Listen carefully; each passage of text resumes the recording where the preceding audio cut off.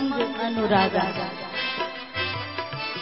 संपूर्ण उमंग की सीमा, संपूर्ण आनंद की सीमा और संपूर्ण अनुराग की, प्रेम की सीमा, और आज भाव से भगवान के चरण पर ढारने लगा।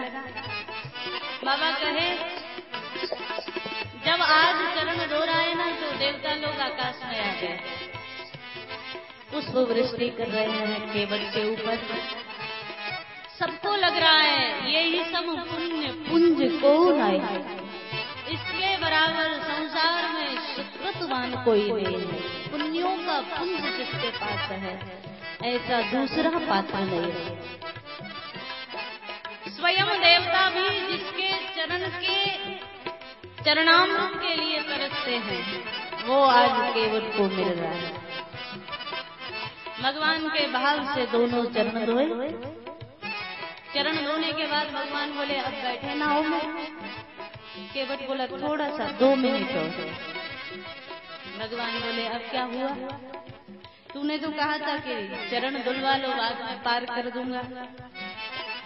केवट बोला पार तो मुझे करना ही है, लेकिन मुझे लगता है जो चरण मैंने आपके धोए हैं पद पखार जल पान कर, वो जल कोई साधारण नहीं है।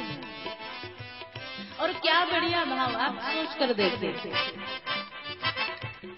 चरण किससे धो रहा है? गंगा जल से। और गंगा कहाँ से प्रकट हुई? भगवान के चरण के नख को बलि के यहाँ जब भगवान गए वावन बन करके और वावन से विराट बने, तो भगवान का चरण जब ब्रह्मा के धाम में पहुंचा, ब्रह्मा जी ने उसी चरण नख को धो करके कमंडल में भर लिया। और वही गंगा पृथ्वी पर आज हम आप सबको पावन बना रही है। भगवान के चरण नख से जो जल प्रकट हुआ। आज जब से गंगा भगवान के चरण नख से दूर हुई तब से आज पहला अवसर है। केवट ने वही गंगा को ला करके भगवान के चरणों में रखा, और परमात्मा के चरण जब गंगा जल में रखे तो आज गंगा के भी नेत्रों से अश्रुधारा बह पड़ी। केवट को कह दिया तू धन्य है जिसने एक बार पुनः भगवान के चरण मुझे मिला दिया। जब से मैं भगवान के चरणों से अलग हुई तब से दोबारा भगवान के चरण मुझे नहीं मिले थे, और आज सबको पावन करने वाली गंगा भी पावन हो गई भगवत चरणों का स्पर्श करके। बाबा मानस ने कहे आज जब सबके भगवान के चरण गंगा जल से धोने के बाद इसको लगा कि ये चरणामृत सबको पहले बांट दूं। मुझे तो भगवान के चरण मिल गए, लेकिन ये अनेक जो भील लोग खड़े हैं इनका शायद इतना बड़ा सुकृत कभी ना जागृत हो और भगवान के चरण कभी इनको ना मिले। तो इसको लगा देखो क्या बढ़िया बात, भक्त कभी अकेला नहीं खाना चाहता, वो बांट कर खाना चाहता है। दुष्ट में और भक्त में इतना ही अंतर है। जब दुष्ट को मिलता है तो वो समझता है मेरा तो मेरा है ही, तेरा भी मेरा है, आपका भी ले जाएगा। लेकिन भक्त को मिलता है तो वो कहता है तुम्हारा तो तुम्हारा है और मेरा भी तुम्हारा है, सबको बांट करके जो खाए वही भक्त है। आज इसको लगा जो चरणामृत मुझे मिला है वो सबको मिलना चाहिए, और तब इसने सबको लाइन में खड़ा कर दिया और आज भगवान का चरणामृत सबको दे रहा है।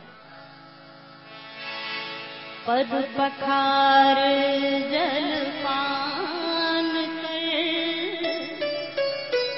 आप सहित परिवार, पद पखार जल पान कर आप सहित परिवार। पहले भगवान के चरण धोए, चरण धोने के बाद खुद ने भगवान का चरणामृत लिया। चरणामृत लेने के बाद सारे भील लोगों को लाइन में खड़ा कर दिया, सबको चरणामृत दे रहा है। आज के बच्चे भगवान का चरणामृत जब बंटने लगा, जानकी जी ने लक्ष्मण जी ने देखा भगवान का चरणामृत सामने प्रसाद बट रहा है। जानकी जी ने कहा लखन भैया हमें भी भगवान का चरणामृत तो लेना चाहिए ना।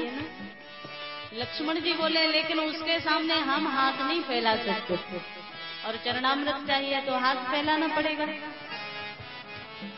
जानकी जी ने कहा चिंता मत करो, यहाँ तो ऊपर से ही मांगना शुरू हुआ था, हम लोग तो छोटे हैं ना, और भगवान के चरणामृत परमात्मा का प्रसाद मांगने से भी मिल जाए तो मांगना चाहिए। वैसे संसार में मत मांगिए, लेकिन प्रसाद के लिए तो हाथ फैलाना जरूरी है।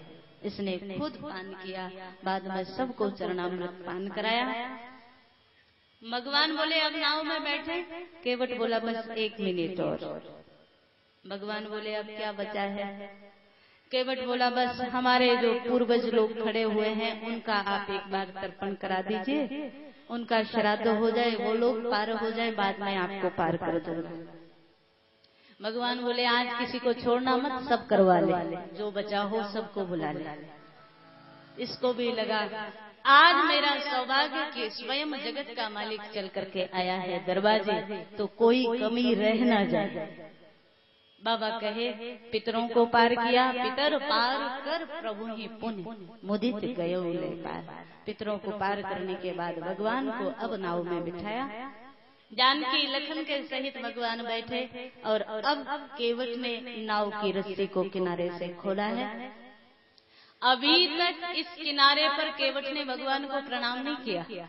मनस में अगर आप पढ़ेंगे तो आपको पता चलेगा केवट एक बार भी प्रणाम नहीं किया भगवान को, क्योंकि इसको पता है अगर यहाँ प्रणाम कर लिया तो प्रणाम का मतलब, साष्टांग का मतलब हमने सब कुछ आपको समर्पित कर दिया, और समर्पण के बाद तो जैसी इनकी इच्छा वैसा मुझे चलना पड़ेगा।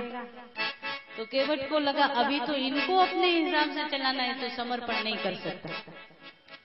आज भगवान को बिठाया नाव में, और यहाँ से नाव जब चली है गंगा में तो बार बार माँ से प्रार्थना करने लगा, आप भाव से धीरे धीरे बहिए, मेरे भगवान को कभी भय ना लगे, मेरे परमात्मा को कोई कष्ट ना हो, इस रूप में आप चलिए।